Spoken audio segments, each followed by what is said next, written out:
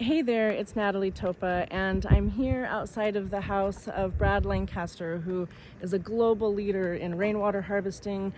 And we just did an amazing tour of his house, his homestead, where he's got goats, chickens, composting toilets, tons of rainwater harvesting. And now I'm walking through the neighborhood where Brad has been leading efforts with his neighbors to do all types of stormwater harvesting into productive systems at the street level. That increases pedestrian activity, makes the whole neighborhood more livable, more shaded, more filled with food and organic material to build healthy living soils, which absorb more water and retain more moisture for more production. So I just want to show a bit of what has been going on here. So Brad has an amazing website and online resources on his, you just Google Brad Lancaster. I think it's rainwaterharvesting.com, but I don't remember exactly. I think it's, actually, there you go. Yeah, harvestingrainwater.com. That is the website. So check that out. But this video is particularly for people who are working in the humanitarian space. With displacement, with disasters, where we're setting up camps, settlements, habitats where people need to live, shelters. In East Africa and Middle East, Southeast Asia, wherever I've worked, we need to be controlling water for drought proofing as well as flood proofing, where we have concentrated populations of people affected by displacement. So this neighborhood is exactly exemplifies what I would love to see as an urban planner myself and community designer. That's my background. This concept of passive water harvesting into the streetscape, rather than allowing water to just flow down into sewerage. We need to get away from what I call drain. We want parking lots of water, not super highways of water leaving places where they can regenerate soils, food systems, biodiversity, habitat. So I just want to show you some of the interventions here in this community, where this was all previously, just about 12 years ago, very barren. I'll show you a placard that has the before and after pictures. But now, if you look at all of this greenery at the streetscape, so much of it is from small measures like creating these bulbouts, which Brad calls chicanes. I call them bulbouts, but whatever you call them. It's an extension of this sidewalk in this corner of the street here. And here, let me zoom out. This allows water here to enter into a mulch basin where organic material is collected and creates soil fertility. There's some terracing down with stones, and this becomes a productive sponge to grow all types of biodiversity, native plants. I think everything here is focused only on native vegetation, indigenous species, and Brad and the community here lead all types of efforts on engaging with community on the historic traditional practices of using these plants and resources for everything from food to cosmetics, hair shampoos and conditioners and soaps. So throughout the whole space, there are examples of how rainwater is allowed to be captured into basins that feed shade trees and the whole canopy cover here. So we have more homes for birds, for pollinators, for bees, and so many of the neighbors here taking ownership of the spaces in front of their homes to create this more productive landscape. So here's an example of curb cutting. And just imagine, actually on this street here, the direction of the flow of water is in this direction, and water is allowed to just enter into these basins, which are in some cases only a meter deep when they're originally constructed, and then filled with so much organic material that becomes a long-term mulch that breaks down into fertile soils. So you can see here all the creative ways in which water's allowed to flow through and into these mulch basins. I'd really like to give a shout out to Fuad in Yemen. When we were in Sada in the northern part of Yemen, where the Danish Refugee Council was doing a lot of street grading and drainage flows. We don't want to drain water away, especially not in some of these hyper arid Middle East contexts. And so we'll show some other examples. Here, this is the direction of water. So throughout the entire Streetwater is entering. Here's another bulb out that's allowed to capture that water for the water that's coming down here. And so what happens is that when we're reducing the amount of water that's flowing continuously throughout the neighborhood, we're reducing flood downstream. And at the same time, we're reducing drought within this neighborhood. And, if I can, let me go back and find the placard where we have the before and after examples.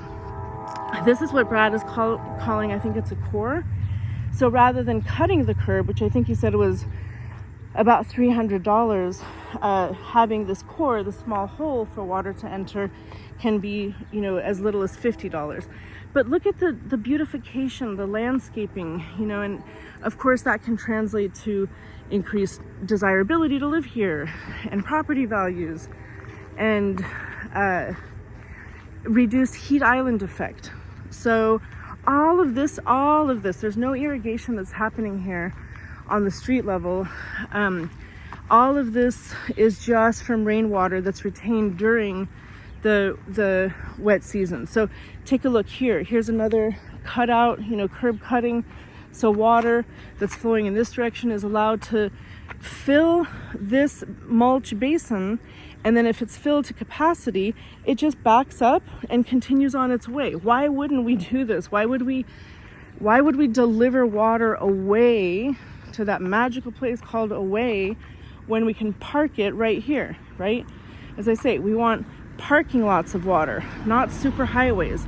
Water isn't supposed to leave a place. That's not natural.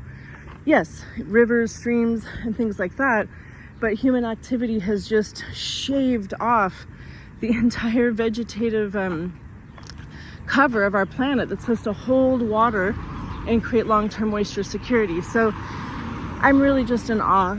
And of course, there's also integration of community art and so many different wonderful community-based initiatives that are found in this neighborhood. And actually, let me walk up here to this billboard that shows a map of this neighborhood and the number of homes. Look at all this curb cutting. So curb cutting. So refugee camps, engineers, come on guys, this is the way we need to be addressing drainage at the road level. You don't need to have a tarmac road to do this. We can easily do this on dirt and gravel roads, laterite, marram roads. Obviously there's a bit of a maintenance, but what would you prefer?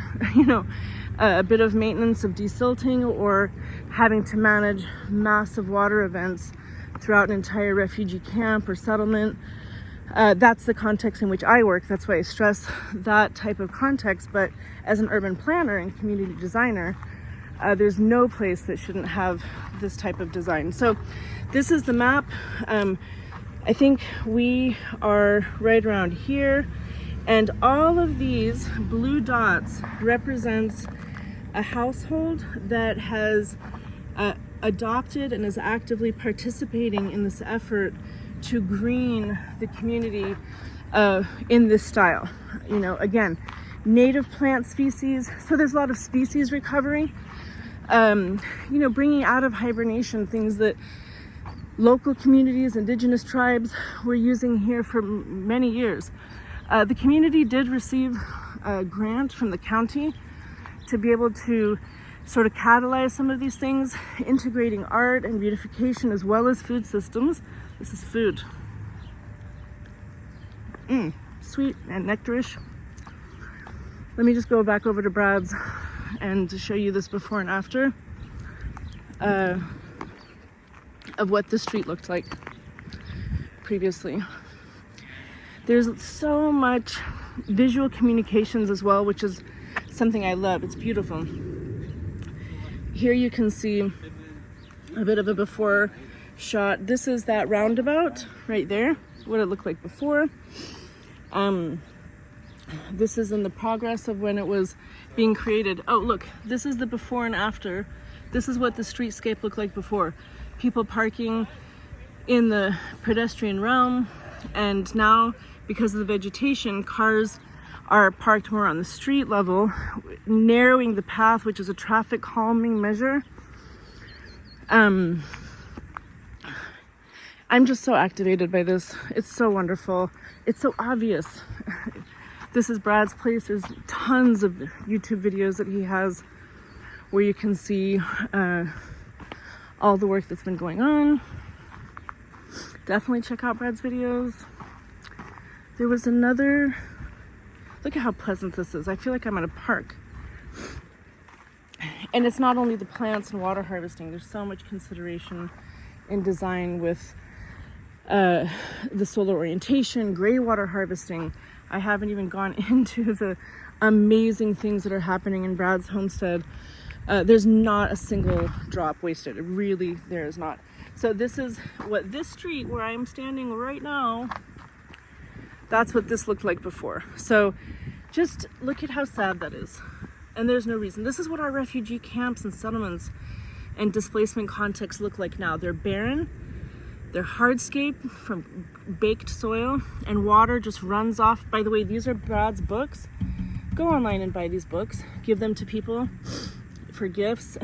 Rainwater harvesting for dry lands and beyond. There's a second edition, and Brad is working on some other books now. But this is all low-tech interventions, you know, very affordable, using on-site materials, locally available materials.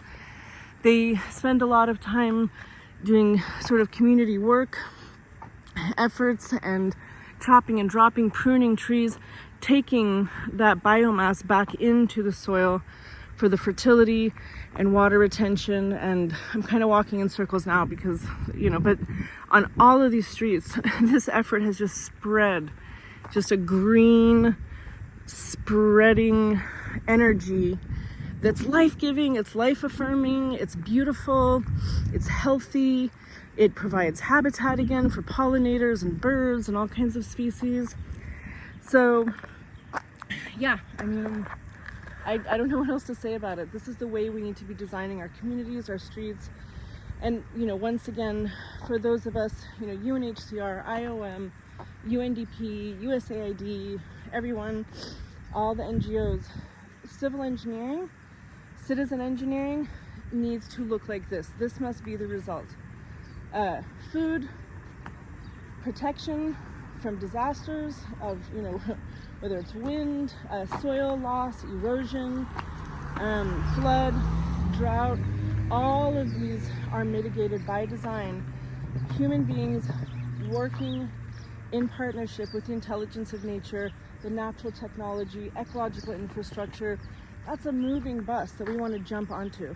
So let's jump onto it and eat lots of great food and have birds singing. Can you hear that? So thanks a lot. I hope this video is interesting or helpful, and let's get to work. We gotta harvest some rainwater. I can't wait to get home and get started on this stuff right away. Thanks.